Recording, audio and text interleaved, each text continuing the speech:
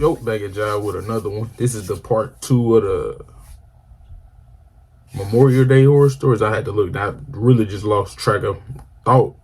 Don't even make sense. Just lost my thought in my head. I was gonna say something, but I hope y'all been doing good. Let me look at y'all. Hope y'all been doing good. Drinking your water and thinking positive, bro. That's what it's about. Life is about thinking positive. But let me get it up. I don't know how many I'm gonna do. It is 3:33 in the morning, so I don't know how many I'm gonna do. I'm gonna just keep going. Let's get into it. Cloud Story 2. It was Memorial Day weekend of 2021. The world was recovering from COVID. Everyone was looking to celebrate. That included my friends and I. Our friend Jacob has a really nice big boat. Well, his dad has a big nice boat, but Jacob gets to use it. The lucky bastard was born into a lot of money. We do reap some benefits from being friends with him, though. Out in the bay was a big boat meetup planned for Memorial Day, so our core group, Tony, Mikey, and I, all met up at Jacob's house on the water, and we took the boat out from there to meet up with Jacob's other... He said Jacob name like 6 times. I think Jacob gonna be... It's some gonna happen to Jacob. friends. Something gonna happen to Jacob. There were a bunch of boats tied together in a shallow part of the bay, and everyone was hopping from boat to boat and walking around in the water with drinks in hand. I was getting really drunk along with everyone else, and unfortunately, I'm including Jacob. No one really Y'all see what I see? Bro, what is she doing? I don't think this got nothing to do with Mr. Nightmare, but what is she doing? I'm including Jacob. No one really realized until it was too late that he had way too much to drink, and he was not okay to drive the boat back home. I told him to sleep it off in the cabin, so he went down to sleep. It started to get dark after so many hours of drinking and mingling with other boat people, and one by one, the other boats left. We were the last boat left, just the 4 of us. I went to go check on Jacob, and he was knocked out still. We had to stall for hours with each other until he finally woke up, and he did seem more sober now, so he started to slowly drive the boat back in the direction of his canal. On the way, we noticed the lights of another boat seemingly following us. Jacob started freaking out, thinking it was the Bay Police. He didn't want to do anything suspicious like speeding up or slowing down, anything that might draw attention, so we kept our speed steady. We made it to the canal, and he lives about 5 minutes up the canal. The boat behind us was still following us up the canal. Jacob was really starting to freak out. Boat following? He'd get a DUI and lose his license, and of course his dad killing him. The canal's a no-wake zone, so we had to slow it down even more as we went down the canal. The boat behind us was catching up to us. At this point, we were fully expecting the boat to be a police boat. We started discussing a story to stick to, that we took the boat out and just hung out on the bay. We started hiding all the beer cans, ready to lie completely about having had any beer. At least we got to Jacob's dock, and he looped the boat around to align it next to it. He did it pretty smoothly for someone who was intoxicated.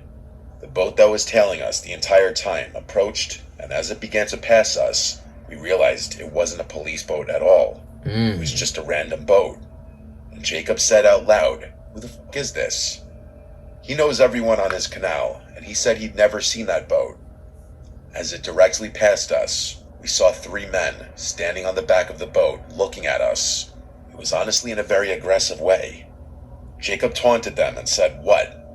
None of them responded. Jacob need to calm down. Three niggas on a boat?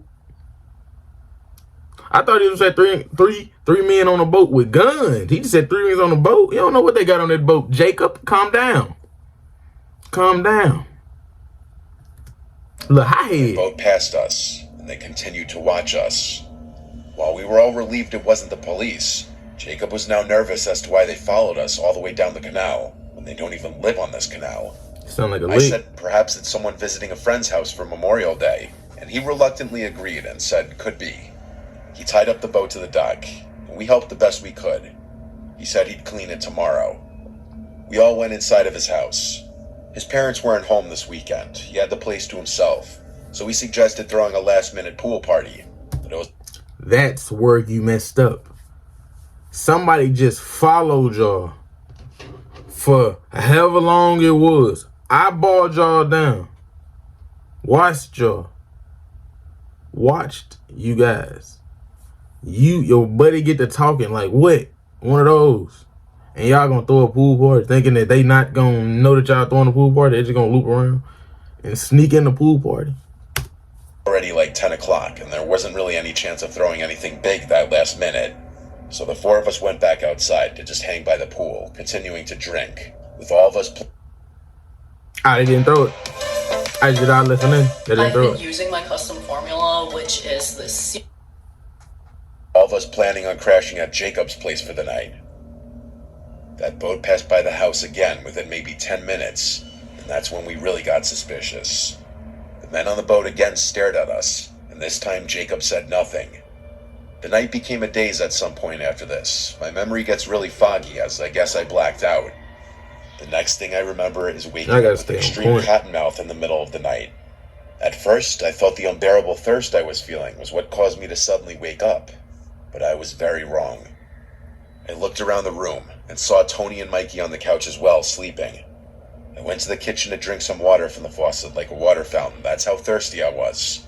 But in the kitchen, I was met with someone else, dressed in a cliché all-black robbery outfit, including a black ski mask, and he was clear as day holding a gun. The guys on the boat. I didn't scream. He aimed the gun at me and told me not to make a sound. An unexplainable feeling, knowing that my existence could have ended at any given moment and everything would turn black, washed over my body. He said to me in a quiet voice, "Where is the owner of the house?" I whispered, "I don't know." He asked me where the owner's bedroom is, and I shakily said, "Upstairs." He had me lead him upstairs as he was behind me with a gun to my back. He threatened to shoot me if I made any sudden moves or calls for help. It was when I got to the top of the stairs that I realized there were two men behind me, not just one, both of them in the same all-black robbery attire. I really didn't want to, but I led them to boat robbery? Jacob's room, where he was passed out sleeping as well. It's a nice ass house. The two men shut the bedroom door and had me wake Jacob up without making a commotion.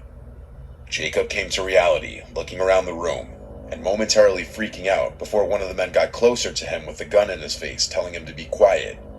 This was when the man with the gun pointed at Jacob demanded to know where the safe was. Jacob's family's loaded, and their house is huge, along with their boat, and it's common for rich families to have safes somewhere in the house. Jacob led the two men and myself to his dad's room, to a certain closet, and at this point, they forced him to call his dad to get the combination. Jacob explained to his dad that we were being held at gunpoint, and he needed to give the combination, and so Jacob's dad complied. The two men took good father right there. But me, I'm thinking every rich family, not rich, every family has like a safe. Get a decoy safe and leave a couple thousand in there just to disguise it, you know. So once they get that, they might just leave. But if they want their big boy, they gonna need fingerprints and face scan IDs. Put them into a bag. This included savings bonds, cash, jewelry, and various important documents. After this, they ran out of the house. We didn't hear a car speed away or anything, so they must have had a getaway vehicle further away, not on the block. But after posting on multiple outlets, including the Ring Neighbors feature, and reporting it to local news outlets, no one really could identify the two men. I think it's fairly safe to say those men on the boat followed us to find out where Jacob lived, since it was a very nice boat. Yeah. They must have seen potential dollar signs. I'd never been so scared in my life. How'd they get in, though? Did they just leave the doors unlocked? I have no idea, but that's it for this video. Hope y'all enjoyed. I'm gonna catch y'all in the next one. But first, I'm gonna thank y'all for supporting it, watching it the whole way through. A lot of y'all didn't make it this far, but the ones who did, I appreciate y'all. I really do. But I'm gonna catch y'all in the next one. Peace out.